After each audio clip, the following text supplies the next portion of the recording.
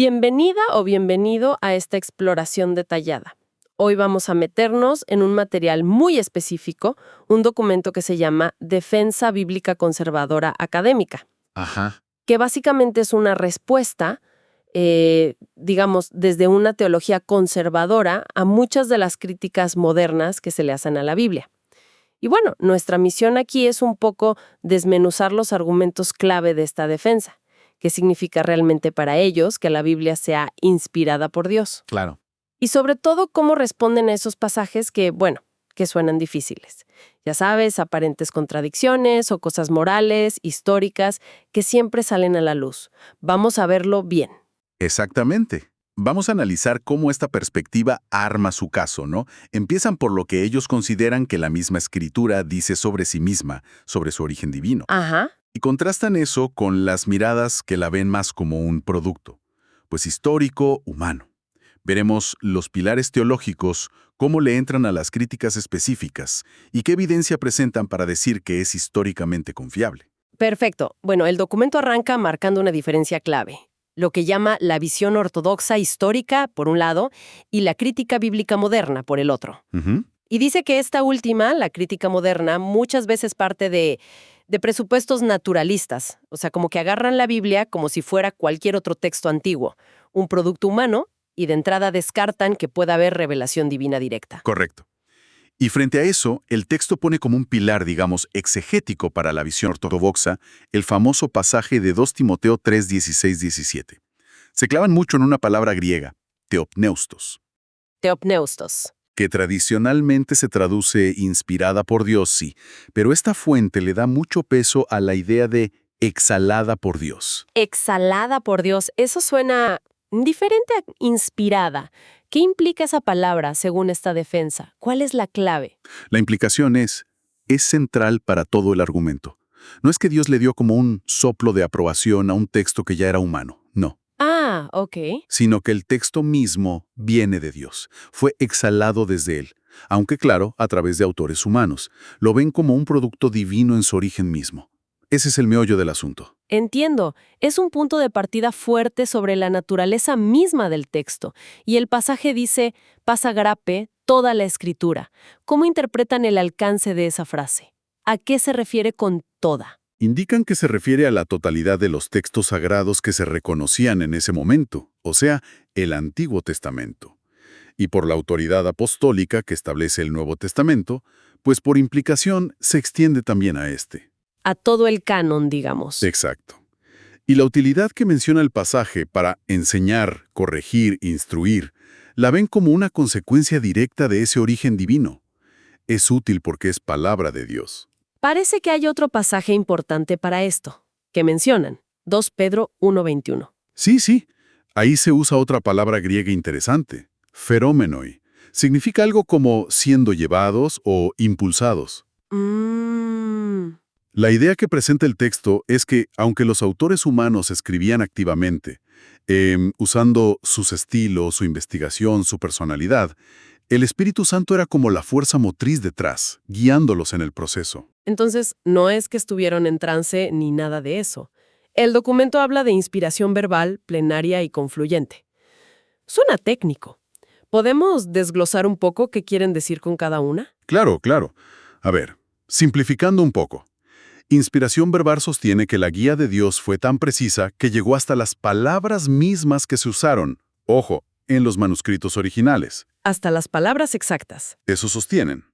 Aclaran que no fue un dictado mecánico, no como si fueran robots, sino que el Espíritu guió a los autores a elegir las palabras precisas para comunicar el mensaje divino. Y para apoyar esto, citan ejemplos dentro de la misma Biblia donde un argumento depende de una palabra específica o incluso del tiempo de un verbo. Como cuando Jesús discute con los saduceos sobre la resurrección usando el yo soy, en presente. Exacto, ese es un ejemplo que usan. O Pablo en Gálatas 3, que argumenta a partir del singular de simiente en vez del plural. O sea que hasta los detalles gramaticales importan. Vale, las palabras importan mucho. ¿Y plenaria? Plenaria es más sencillo. Significa que toda la escritura es igualmente inspirada. Cada parte y cada género. No hay partes más inspiradas o menos inspiradas. Todo el conjunto lo es. Y confluente. Esa palabra suena a que algo fluye junto, ¿no? Justamente. El modelo confluyente, a veces le dicen orgánico, es la forma en que explican la doble autoría. Sostienen que la Biblia es, al mismo tiempo, 100% palabra de Dios y 100% palabras humanas, sin que una anule a la otra. 100% las dos cosas. Suena un poco a paradoja. ¿Cómo lo explican para que sea creíble? Lo presentan no como una mezcla, sino como una acción, concurrente, digamos. Imagínalo como una sinfonía. Tienes muchos instrumentos distintos, esos serían los autores humanos, con sus estilos, sus contextos, sus personalidades. Pero hay un solo compositor y director, que es Dios, guiando toda la obra para que exprese su intención. Ah, ok. Así explican tanto la unidad divina del mensaje como la diversidad humana en cómo se expresa. No lo ven como un conflicto, sino como una armonía dirigida por Dios. Vale, la analogía ayuda a visualizarlo. Y de toda esta idea de una inspiración divina tan completa, la fuente deriva dos conceptos que son clave: infalibilidad e inerrancia. A veces se usan como si fueran lo mismo, pero ¿hay alguna diferencia importante para ellos? Sí la hay, y es súper importante para entender esta postura. Infalibilidad, como la definen aquí, significa que la escritura es totalmente confiable y no va a fallar en cumplir su propósito principal, revelar a Dios, el camino de salvación, etc. O sea, no te va a desviar en temas de fe y vida cristiana. Ok, no falla en su propósito. Exacto. Inerrancia es un término, digamos, más estricto. Afirma que la Biblia, en sus manuscritos originales, los autógrafos, que ya no tenemos, está completamente libre de error en todo lo que afirma o enseña. En todo. Historia, ciencia también. Sí, en todo lo que afirma. No solo en fe y moral, sino también en historia, geografía, lo que sea que toque. Siempre y cuando, claro, se interprete correctamente según su contexto, su género literario, la intención del autor. Era que es un punto central. La presentan casi como una deducción lógica sobre quién es Dios. El argumento va más o menos así. Dios es perfecto. Dios no puede mentir. Dios no se equivoca. Si la Biblia es la palabra exhalada por Dios, Theopneustos, entonces, en su forma original, tiene que reflejar esa perfección de su autor. Debe estar libre de error. Claro, la lógica sería: si hay error en la Biblia original, el error es de Dios. Desde este punto de vista, sí. Atribuirle errores a la Biblia original sería como atribuírselos a Dios mismo. Y recalcan que esta defensa de la inerrancia no es algo nuevo, ¿eh? Mencionan a teólogos como B.B. Warfield, que ya la defendían fuerte contra el liberalismo teológico hace más de 100 años. Entendido. La base es la naturaleza divina del texto. Y si uno acepta esa premisa, la consecuencia lógica es que la Biblia tiene que tener autoridad.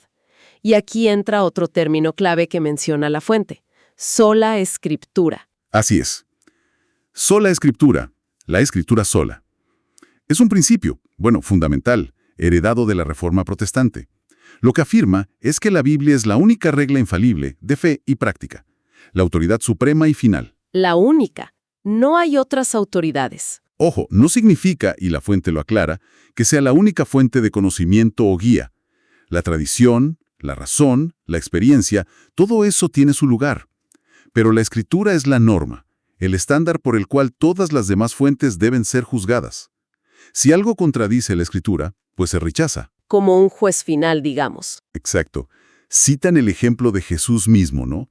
Que apelaba constantemente a escrito está, y cómo criticaba a los líderes religiosos por invalidar la palabra de Dios con sus tradiciones humanas. Esto como que choca un poco con esa idea que a veces se escucha de que el cristianismo no es tanto una religión del libro, sino de una persona, de Cristo. ¿Cómo le responde la fuente a eso? Argumenta que es una falsa dicotomía. Una cosa no quita la otra. Claro que el centro es Cristo, la palabra que se hizo carne, pero nuestro conocimiento confiable, autorizado, sobre quién es Él, qué hizo, qué significa su obra, viene exclusivamente de la palabra escrita, de la Biblia. O sea, ¿están unidas? Consideran que están inseparablemente unidas. La palabra encarnada y la palabra escrita se validan mutuamente, por así decirlo. Y conectado con esto, defienden muy fuerte la unidad de los testamentos, No ven la Biblia como una colección de libros sueltos, sino como una única historia coherente. Una sola narrativa. Exacto. Una narrativa de redención orquestada por Dios que se va desarrollando poco a poco a lo largo de la historia. Eso lo llaman revelación progresiva, y que llega a su punto culminante en Jesucristo. Como Jesús mismo explicando en el camino de Emaús, ¿no? Que todo hablaba de él. Justo. Mencionan ese pasaje de Lucas 24. La idea es que Dios no reveló todo de golpe, sino gradualmente, preparando el camino para Cristo. Eso tiene lógica como marco general. Pero, a ver, ¿qué pasa con doctrinas súper importantes que no aparecen con su nombrecito en la Biblia? El ejemplo clásico, la Trinidad. La palabra Trinidad no está. La fuente se mete de lleno en eso. Argumenta que, aunque la palabra Trinidad no esté literalmente en la Biblia, la doctrina en sí es lo que llaman una consecuencia buena y necesaria de todo lo que la Escritura sí afirma. ¿Cómo así? A ver, la Biblia enseña súper claro que hay un solo Dios, ¿verdad? Deuteronomio 6:4, el Shema. Pero al mismo tiempo, le atribuye plena deidad y personalidad distinta al Padre, al Hijo, citan pasajes como Juan 1, claro, y también al Espíritu Santo, como en Hechos 5, cuando Pedro le dice a Ananías que le mintió al Espíritu Santo, que le mintió a Dios. Vale, tienes esas tres personas divinas. Exacto, y un solo Dios. Entonces, argumentan, la Trinidad es la única forma de mantener todas esas afirmaciones bíblicas juntas sin caer en contradicción. Es como la síntesis lógica obligada de todos los datos que da la Biblia. Y dicen que algo parecido pasa con la doctrina de la salvación solo por gracia mediante la fe. Citan pasajes de Romanos 3, Efesios 2, para mostrar que no fue un invento de Lutero en la Reforma. Sino que ya estaba ahí, en el Nuevo Testamento. Claro, que es el corazón del mensaje de los apóstoles, e incluso señalan que padres de la iglesia primitiva la afirmaron mucho antes de la Reforma. El punto es que las doctrinas fundamentales, aunque a veces se sistematicen después en credos o confesiones, se derivan directamente de lo que enseña la Biblia. Y para asegurarse de que esa derivación sea legítima y no una interpretación que se saca uno de la manga, mencionan otro principio de interpretación, la analogia fidei. Exactamente, la analogía de la fe, que básicamente es el principio de que la Escritura se interpreta a sí misma. La Biblia explica la Biblia. Eso es. Los pasajes que son más claros, más directos sobre un tema, deben usarse para iluminar los que son más oscuros o más difíciles de entender.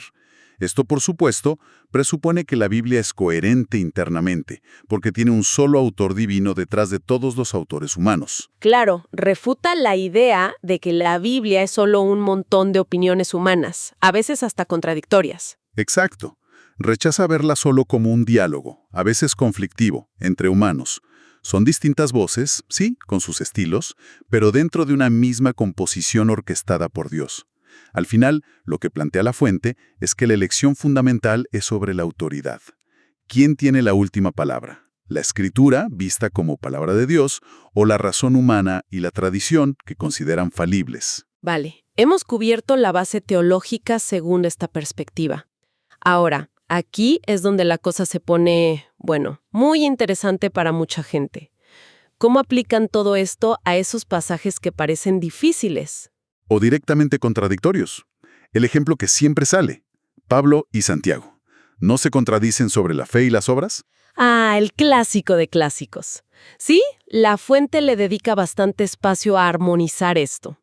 La clave, argumentan, está en entender varias cosas. A quién le escribía cada uno, qué problemas estaban enfrentando y cómo usan algunas palabras clave.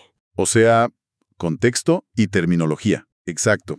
Dicen que Pablo, sobre todo en Romanos y Gálatas, estaba peleando contra el legalismo, contra la idea de que uno puede ganarse o merecer la salvación cumpliendo la ley. Por eso Pablo machaca tanto que somos justificados, declarados justos por Dios solo por la fe, sin depender de las obras de la ley. Santiago, en cambio, parece que estaba lidiando con el problema opuesto, el antinomianismo, o lo que él llama una fe muerta. Gente que decía, sí, yo creo, pero su vida no reflejaba ningún cambio, ninguna obediencia. La fe de sillón, digamos. Algo así, sí. Por eso Santiago insiste tanto en que la fe sin obras está muerta, y dice que somos justificados, y aquí la clave es que usan la palabra en otro sentido, más como demostrados justos por las obras, porque las obras son la evidencia de que la fe es real, genuina. Entonces, ¿la diferencia está en cómo usan palabras como fe y justificar? Exactamente, eso es lo que argumentan. Cuando Pablo habla de fe, se refiere a una fe viva, una confianza real en Cristo que como consecuencia natural produce buenas obras. La fe que Santiago critica es un mero decir que crees, un asentimiento intelectual vacío, algo que hasta los demonios tienen, dice él. Ujú. Y cuando Pablo rechaza las obras, se refiere a las obras de la ley hechas con la intención de ganar mérito ante Dios. Las obras que Santiago exige son el fruto, la consecuencia inevitable de una fe verdadera que ya te salvó. Y justificar para Pablo es el acto legal inicial de Dios. Para Santiago es la demostración pública, posterior, de que esa justificación ocurrió. Y usan el mismo ejemplo, Abraham, pero para ilustrar puntos diferentes, ¿no? Exacto. La fuente señala eso como clave. Pablo cita Génesis 15, el momento en que Abraham creyó la promesa de Dios, y eso le fue contado por justicia. Ahí está la raíz de su justificación, la fe. Santiago, en cambio, cita Génesis 22, que pasó décadas después, cuando Abraham demostró esa fe al estar dispuesto a ofrecer a su hijo Isaac. Ese es el fruto visible. Raíz y fruto. Eso es. La conclusión que ofrece el texto, citando a los reformadores, es algo así como: somos justificados solo por la fe, pero la fe que justifica nunca viene sola, siempre produce obras. Argumentan que no hay contradicción, sino que Pablo describe la raíz y Santiago describe el fruto. Son dos caras de la misma moneda. Vale, es una manera de armonizarlo. Pero vayamos a otro punto. Mucho más espinoso para la sensibilidad moderna. La orden de Dios en el Antiguo Testamento de exterminar a los cananeos. Eso, genera mucho rechazo hoy. ¿Cómo lo aborda esta fuente? Sí, este es sin duda uno de los temas más difíciles y que más preguntas genera. La fuente no lo minimiza, pero sí ofrece varios elementos de contexto para intentar entenderlo dentro de su marco teológico general. A ver, Primero, insiste mucho en la extrema depravación moral y religiosa de las culturas cananeas de esa época. Menciona prácticas como el sacrificio de niños, cita Levítico 18 como evidencia, y señalan que la arqueología ha confirmado parte de esa crueldad. O sea, no los presentan como si fueran unas víctimas inocentes y pacíficas. Segundo, recalca la paciencia de Dios. Citan Génesis 15:16, donde Dios le dice a Abraham que su descendencia heredará la tierra, pero que todavía no, porque aún no ha llegado a su colmo la maldad del amorreo. O sea, Dios esperó siglos antes de ejecutar el juicio. No fue algo precipitado. ¿esperó a que la maldad llegara a un límite, digamos? Y específico en la historia de la redención. Tenía un propósito concreto: ejecutar la sentencia divina sobre una cultura que consideraban extremadamente corrupta y a la vez preservar la línea mesiánica de Israel de esa contaminación idólatra y moral. O sea, no lo ven como un permiso para que cualquiera haga guerra santa. Para nada. Insisten en que no es un mandato universal ni un modelo a seguir. Fue una situación histórica única con un propósito divino específico dentro del plan de Dios para atraer al Mesías. ¿Hay algún otro punto sobre esto? Porque la orden de exterminar suena muy radical. Sí, añaden dos consideraciones más. Una tiene que ver con el lenguaje. Sugieren que algunas de las descripciones de exterminio total en el libro de Josué podrían estar usando un lenguaje hiperbólico, exagerado, que era común en los relatos de guerra del antiguo Cercano Oriente. Como para decir, les ganamos por goleada. Algo así, como para describir una derrota militar decisiva, pero no necesariamente implicando que mataron literalmente a cada hombre, mujer y niño. De hecho, señalan que luego, en el libro de Jueces, vemos que muchos cananeos seguían viviendo allí. O sea que la hipérbola podría explicar parte de la dureza del lenguaje. Podría ser una clave interpretativa, sí. Y finalmente, ofrecen una reflexión más teológica sobre la posible misericordia incluso dentro de ese juicio tan severo. Especulan que quizás los niños pequeños que murieron en esas conquistas fueron en cierto modo librados de crecer en esa cultura tan depravada y recibidos por Dios en su misericordia. Es una especulación, claro. Es una reflexión teológica, sí. En resumen, el enfoque es rechazar juzgar este evento con nuestros estándares éticos modernos de forma anacrónica, y en cambio verlo como una intervención soberana, única y justa de Dios, en un momento específico de la historia, por muy difícil que nos resulte entenderla. Entendido. Buscan contextualizar histórica y teológicamente. Cambiando de tema, ¿qué hay de las diferencias que a veces se señalan entre los evangelios? Cosas como las dos genealogías de Jesús que no coinciden, o las variaciones en los relatos de la mañana de la resurrección. Aquí la perspectiva es muy clara. Ven esas diferencias como retratos complementarios, no como contradicciones.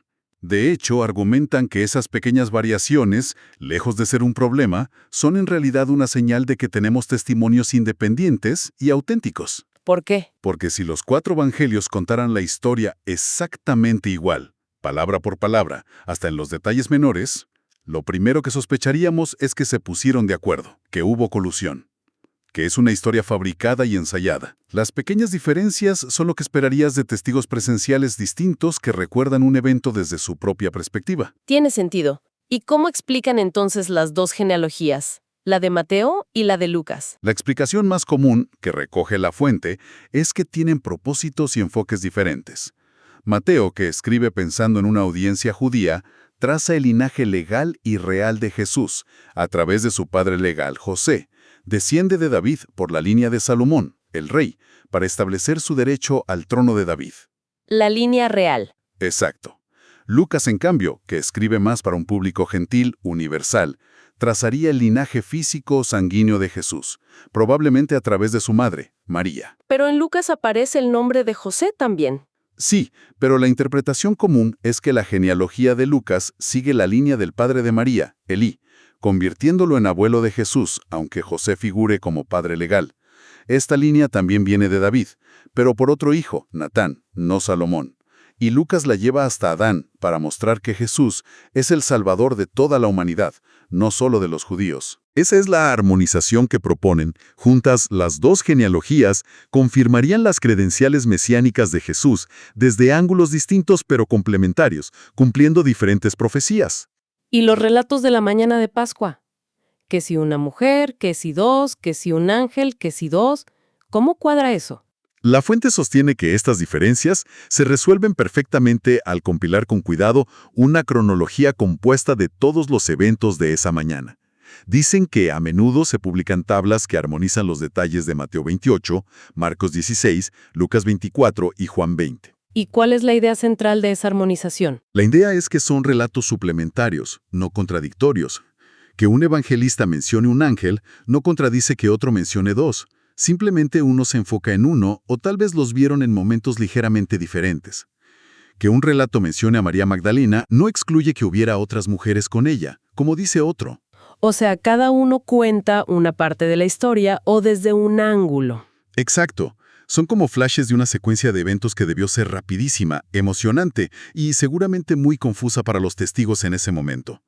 Argumentan que esperar una uniformidad total, tipo informe policial, sería irreal.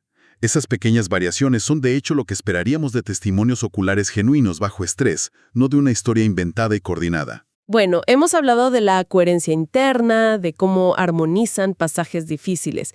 Pero, ¿qué hay de la evidencia externa? Argumenta la fuente que la historia, la arqueología, respaldan que la Biblia es confiable. Sí, le dedican una sección importante a eso. Y lo hacen aplicando lo que ellos consideran principios historiográficos estándar, los mismos que se usarían para evaluar cualquier otro documento antiguo. ¿Cómo cuáles?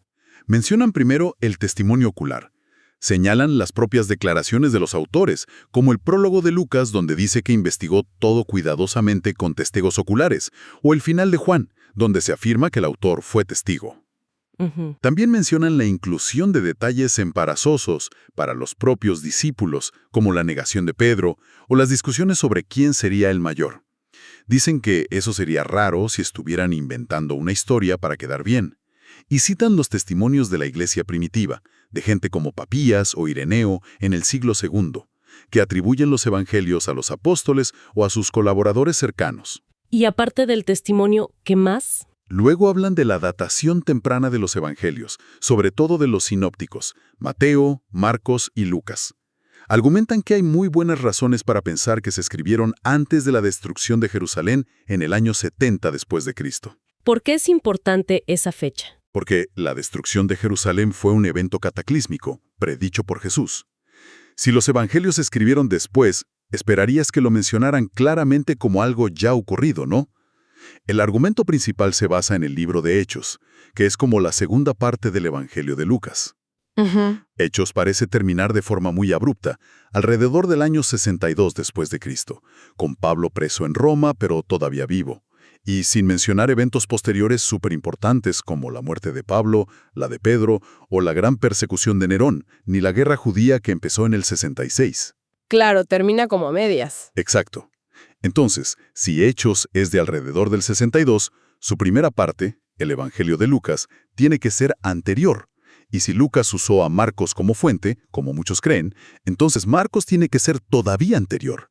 Estaríamos hablando de los años 50 o 60. Y eso sería muy temprano, muy cerca de los eventos. Exacto.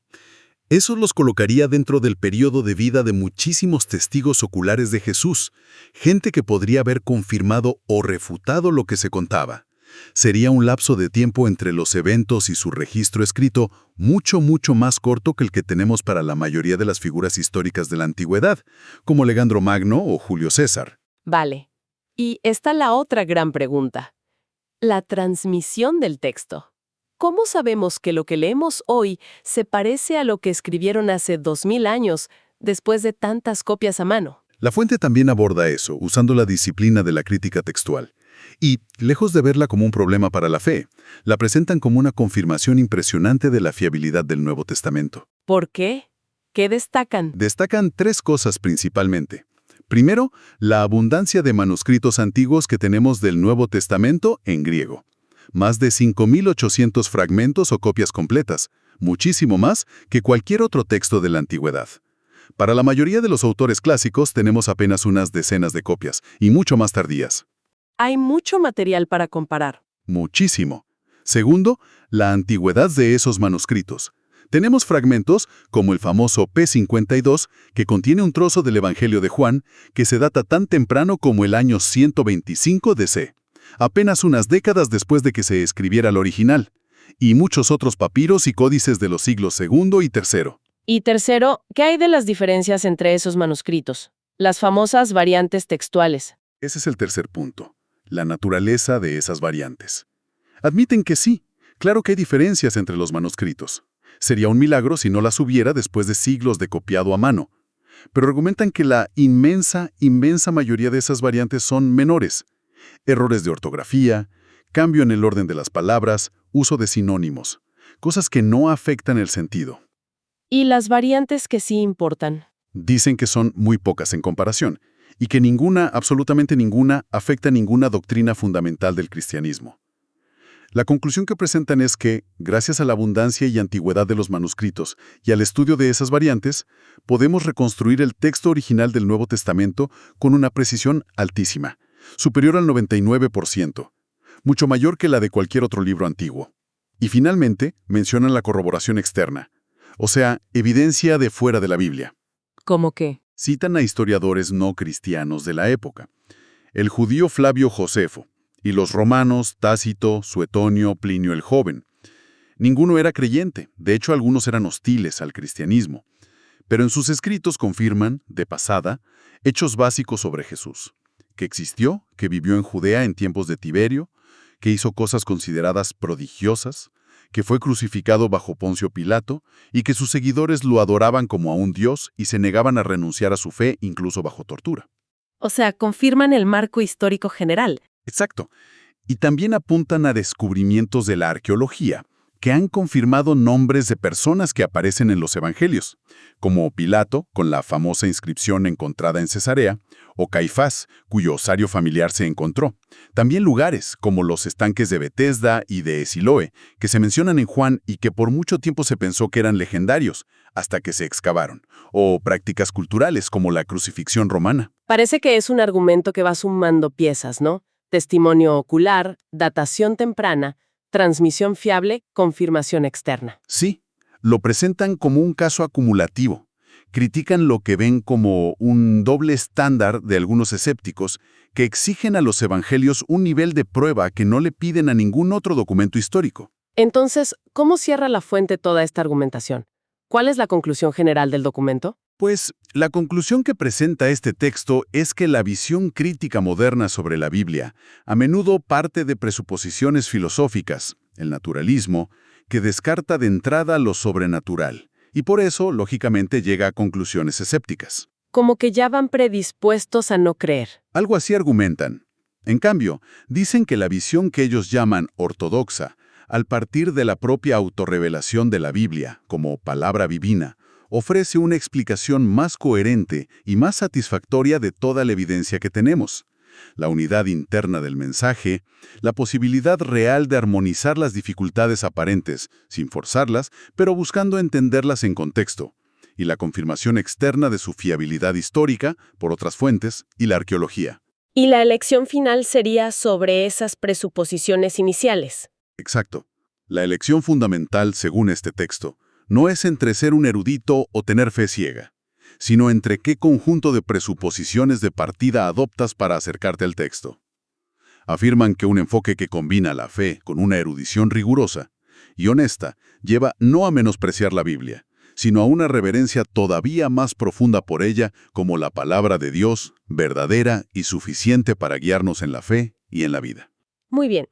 Creo que hemos recorrido los puntos principales de esta defensa académica conservadora de la Biblia.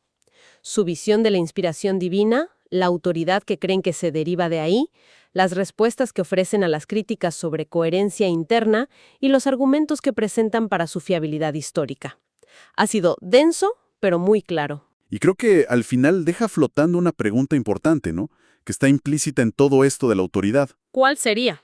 Pues si una persona llega a aceptar esta visión de la Escritura como la palabra de Dios inerrante, autoritativa, tal como la presenta esta fuente, ¿cómo impactaría eso o cómo debería impactar? No solo en cómo estudia el texto intelectualmente, sino en cómo vive cada día, en las decisiones que toma en su relación con Dios, con los demás. Es como una reflexión que va más allá del análisis de los argumentos en sí, ¿no crees? ¿Algo en qué pensar?